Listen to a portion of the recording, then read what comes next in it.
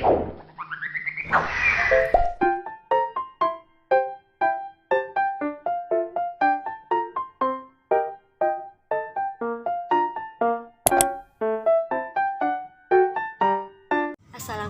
warahmatullahi wabarakatuh. Perkenalkan, nama saya Niken Airosida dari PGSD 4 Universitas Muhammadiyah Jakarta, Kampus D Bekasi. Maksud dan tujuan dari video ini adalah untuk memenuhi tugas ujian tengah semester mata kuliah AIK 4 atau Islam Muhammadiyah.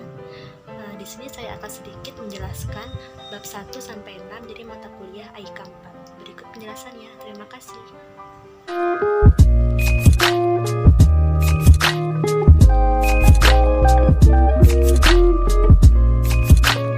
Bab 1, yaitu memahami gerakan pembaruan dalam Islam. Materi yang pertama, kemajuan dan peradaban Islam dalam berbagai bidang.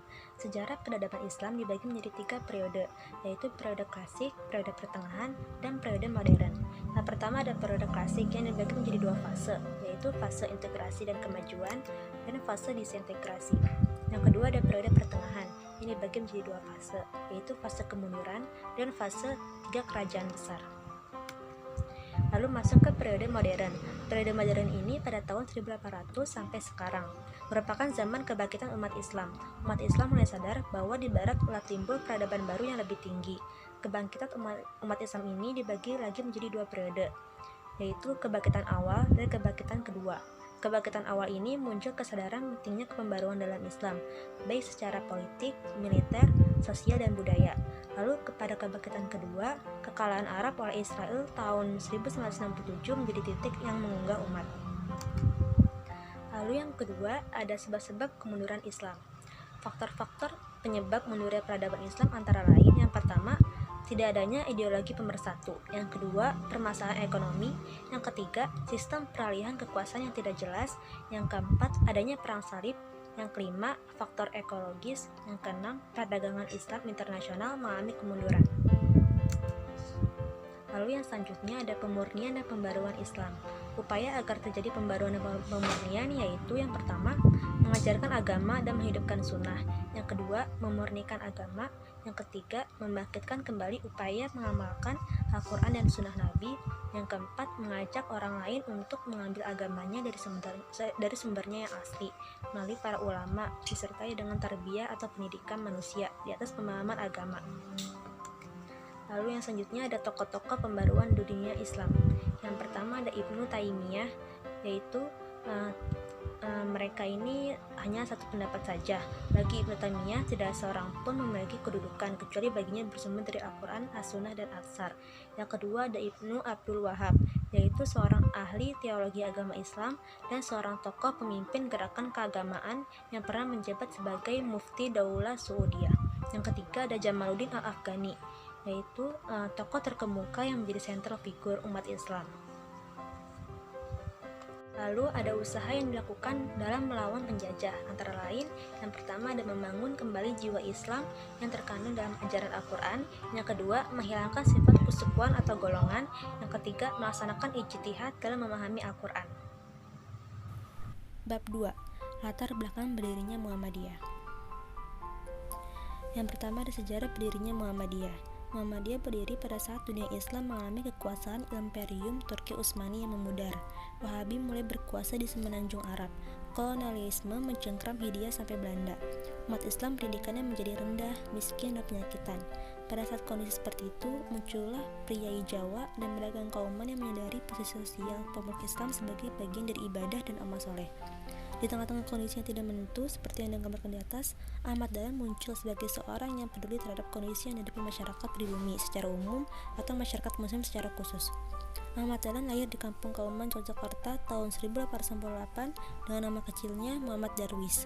Ayahnya yaitu Kiai Haji Abu Bakar adalah imam dan khatib Masjid Besar Kauman, Yogyakarta.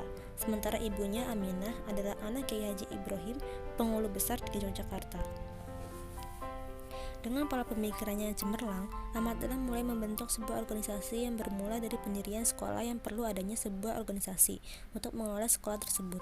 Setelah mengalami pertemuan dan pembicaraan yang sangat panjang, maka dirumuskan sebuah anggaran dasar organisasi yang dirumuskan dalam bahasa Belanda dan bahasa Melayu, yang dalam penyusunannya dibantu oleh R. Raden Sosro Sugono, seorang guru bahasa Melayu di Quick School Jetis. Organisasi yang dibentuknya diberi nama Muhammadiyah, nama yang berhubungan dengan nama Nabi terakhir Muhammad SAW. Atas itulah diharapkan anggota Muhammadiyah dalam kehidupan beragama dan bermasyarakat sesuai dengan pribadi Nabi Muhammad SAW, dan Muhammadiyah menjadi organisasi akhir zaman. Lalu yang selanjutnya ada faktor-faktor penyebab yang melatar belakangi berdirinya Muhammadiyah. Yang pertama ada faktor subjektif. Faktor subjektif yang sangat kuat bahkan dapat dikatakan sebagai faktor utama dan faktor penentu yang mendorong berdirinya Muhammadiyah. Dia melakukan penelaahan terhadap ayat Al-Quran dengan teliti dan melihat sebab turunnya ayat Al-Quran atau asbabun al-nurul. Yang kedua ada faktor objektif. Adapun faktornya yang bersifat internal, yaitu yang pertama ada ketidakmurnian amalan Islam akibat tidak dijadikannya Al-Quran dan Al-Sunnah sebagai salah satu rujukan oleh sebagian besar umat Islam di Indonesia. Yang kedua ada lembaga pendidikan yang dimiliki umat Islam belum mampu menyiapkan generasi yang siap mengemban misi selaku khalifah Allah di atas bumi. Sedangkan faktor objektif yang bersifat eksternal, yaitu yang pertama ada semakin meningkatnya gerakan kristenisasi di tengah-tengah masyarakat Indonesia. Yang kedua, penetrasi bangsa-bangsa Eropa, terutama bangsa Belanda di Indonesia. Yang ketiga, pengaruh dari gerakan pembaruan di dunia Islam. Yang selanjutnya bab 3, yaitu tentang falsafah hidup dan ajaran Kiai Haji Ahmad Dahlan. Adapun 7 falsafah hidup Kiai Haji Ahmad Dahlan, yaitu yang pertama, manusia hidup di dunia hanya sekali, sesudah mati akan mendapatkan kebahagiaan atau kesengsaraan. Maksudnya yaitu manusia semuanya mati perasaannya, kecuali para ulama, yaitu orang-orang yang berilmu, dan ulama-ulama itu dalam kebingungan, kecuali mereka yang beramal. Mereka yang beramal pun semuanya dalam kekhawatiran, kecuali mereka yang ikhlas dan bersih. Yang kedua, kebanyakan di antara manusia selalu berwatak sombong dan ketakabur, hanya mementingkan kepentingan sendiri. Yang ketiga, manusia itu kalau mengerjakan sesuatu sekali, 2 kali, dan berulang-ulang, maka kemudian menjadi biasa. Kalau sudah menjadi kebiasaan yang dicintai, itu sukar untuk dirubah, sudah menjadi tabiat. Yang keempat, manusia perlu digolongkan menjadi satu dalam kebenaran, harus bersama-sama menggunakan akal dan pikirannya untuk memikirkan. Yang kelima, setelah manusia mendengarkan pelajaran-pelajaran fatwa yang bermacam-macam, membaca beberapa tumpuk buku, dan setelah memperbincangkan, memperbanding-bandingkan kesana kemari, barulah mereka itu dapat memperoleh keputusan, memperoleh barang yang benar yang sesungguh-sungguhnya. Dengan akal pikirannya sendiri, dapat mengetahui dan menetapkan inilah perbuatan yang benar. Yang keenam, kebanyakan pemimpin-pemimpin rakyat belum berani mengorbankan harta benda dan jiwanya untuk berusaha tergolongnya umat manusia dalam kebenaran. Yang ketujuh, dari penjelasan di atas dapat terbagi menjadi 2 bagian, yaitu belajar ilmu pengetahuan dan teori, belajar amal atau mengerjakan dan mempraktekkan. Lalu yang selanjutnya ada kelompok ayat kajian Kiai Haji Ahmad Dahlan. Ayat-ayat ini menjadi kajian pokok Kiai Haji Ahmad Dahlan. Berikut merupakan 17 tema kajiannya. Yang pertama, membersihkan diri sendiri, yaitu Al-Jathiyah ayat 23. Yang kedua, menggempur hawa nafsu, mencintai harta benda, Al-Fajr ayat 17-23. Yang ketiga, orang yang mendustakan agama, Al-Ma'un ayat 1-7. Yang keempat, apakah arti agama itu, Al-Arum ayat 30. Yang kelima, Islam dan sosialisme, yaitu Al-Taubat ayat 34-3. Yang keenam, menggunakan waktu untuk ibadah, surat Al-Asr ayat 1-3, dan lain sebagainya. Bab 4, Muqaddimah, anggaran dasar, dan anggaran rumah tangga Muhammadiyah. Anggaran dasar ini disahkan pada tahun 1951. Latar belakang perumusan Muqaddimah anggaran dasar Muhammadiyah. Yang pertama, belum ada kepastian rumusan tentang cita-cita dan dasar perjuangan Muhammadiyah. Yang kedua, pemahaman dan praktek keagamaan. Yang ketiga, kondisi ruhani, yakni menggeser sikap masyarakat untuk cenderung mengutamakan mengejar kesenangan duniawi daripada nilai-nilai ruhani. Adapun 7 pokok pikiran Muqaddimah anggaran dasar Muhammadiyah. Yang pertama, hidup manusia harus berdasar tauhid, bertuhan, beribadah serta tunduk dan taat kepada Allah Subhanahu wa taala. Yang kedua, hidup manusia itu harus bermasyarakat. Yang ketiga, hanya hukum Allah SWT yang dapat dijadikan sendi untuk membentuk pribadi utama. Yang keempat, berjuang menegakkan dan menjunjung tinggi agama Islam. Yang kelima, perjuangan menegakkan dan menjunjung tinggi agama Islam. Yang keenam, perjuangan mewujudkan pikiran-pikiran tersebut hanya dapat dilaksanakan dengan berorganisasi. Yang ketujuh, pokok-pokok pikiran yang diterangkan di muka bertujuan untuk terwujudnya masyarakat adil makmur yang diridhoi Allah SWT.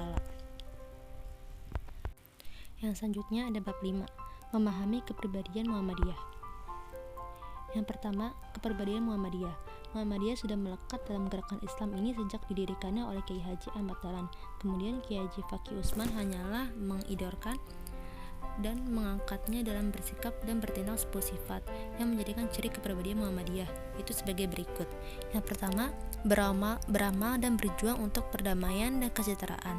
Yang kedua, memperbanyak kawan dan mengamalkan ukhuwah Islamiyah. Yang ketiga, lapang dada, luas pandangan dengan memegang teguh ajaran Islam. Yang keempat, bersifat keagamaan dan kemasyarakatan. Yang kelima, mengindahkan segala hukum, undang-undang, peraturan serta dasar dan falsafah negara yang sah. Yang keenam, amar ma'ruf nahi munkar dalam segala lapangan. Yang ketujuh, aktif dalam perkembangan masyarakat. Yang kedelapan, kerjasama dengan golongan Islam manapun. Yang kesembilan, membantu pemerintah serta bekerjasama dengan golongan lain. Yang kesepuluh, bersifat adil serta korektif ke dalam dan keluar dengan bijaksana. Yang selanjutnya ada hakikat Muhammadiyah. Hakikat Muhammadiyah sesuai dengan wujud gaib Rasulullah SAW yang disebut juga sebagai batin nubuah atau kenabian. Ini disebutkan bahwa hakikat Muhammadiyah ini adalah wilayah batin kenabian. Sejatinya, wali merupakan nama Allah dan maqam wilayah adalah lantaran di satu sisi hakikat ini menuju pada hak, fana dan dalam zatnya, baqo atau abadi kepadanya. Sedangkan kenabian adalah dari sisi lain lantaran ke hakikat ini menuju ciptaan atau khalik yang bersifat temporal dan suatu waktu kelak akan terputus. Yang C, ada dasar amal usaha Muhammadiyah. Dasar amal usaha Muhammadiyah ini yang pertama, terwujudnya masyarakat Islam yang sebenarnya di mana kesejahteraan, kebaikan, dan kebahagiaan luas merata. Muhammadiyah mendasarkan segala gerak dan amal usahanya atas prinsip yang tersimpul dalam mukadimah anggaran dasar. Lalu ada pedoman amal usaha Muhammadiyah. Pedoman amal usaha Muhammadiyah ini yaitu untuk mencapai tujuan tunggalnya harus berpedoman dan berpegang teguh akan ajaran Allah dan Rasulnya, bergerak membangun di segenap bidang dan lapangan dengan menggunakan cara serta menempuh jalan yang diridhoi Allah. Bab 6, matan keyakinan dan cita-cita hidup Muhammadiyah. Matan keyakinan dan cita-cita hidup atau MKCH diputuskan oleh Tanwir Muhammadiyah pada tahun 1969 di Ponorogo sebagai kelanjutan amanat Muktamar 1968 di Yogyakarta. Matan ini disempurnakan oleh PP Muhammadiyah tahun 1970. Muktamar ke-37 di Yogyakarta bertema Tajdid Muhammadiyah yang melakukan koreksi organisasi dan retajdid bidang ideologi atau keyakinan dan cita-cita hidup. Hitah perjuangan, gerak dan amal usaha, organisasi dan sasaran atau tajdid. Yang pertama ada Muhammadiyah adalah gerakan Islam dan dakwah amar ma'ruf nahi munkar, berakidah Islam dan bersumber pada Al-Quran dan Sunnah. Yang kedua, Muhammadiyah berkeyakinan bahwa Islam adalah agama Allah yang diwahyukan kepada Rasulnya. Yang ketiga, Muhammadiyah dalam mengamalkan Islam berdasarkan Al-Quran dan As-Sunnah Rasul. Yang keempat, Muhammadiyah bekerja sama untuk melaksanakan ajaran-ajaran Islam atau pemikiran dan gerakan Muhammadiyah. Lalu yang kelima, Muhammadiyah mengajak segenap lapisan bangsa Indonesia untuk berusaha bersama-sama menjadikan suatu negara yang adil dan makmur dan diridhoi Allah SWT. Badatun thayyibatun wa rabbun ghafur. Lalu ada Islam dalam keyakinan Muhammadiyah. Muhammadiyah meletakkan Islam sebagai ajaran dari Allah yang selain satu juga bersifat menyejarah dengan dibawa dan didakwakannya oleh para nabi dan rasul dalam perjalanan sejarah umat manusia, sehingga kehadiran agama semawi ini memang untuk kerahmatan lil alamin. Itulah agama langit untuk kehidupan manusia. Lalu ada gerakan pemikiran Muhammadiyah dan tajdid abad kedua. Muhammadiyah berkomitmen kuat untuk melakukan gerakan pencerahan. Gerakan pencerahan merupakan praksis Islam yang berkemajuan untuk membebaskan, memberdayakan, memajukan kehidupan.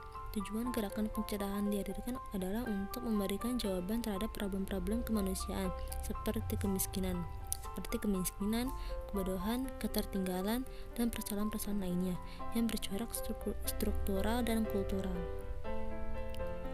Sekian, terima kasih. Sekian penjelasan dari saya, kurang lebihnya mohon maaf. Wassalamualaikum warahmatullahi wabarakatuh. Terima kasih.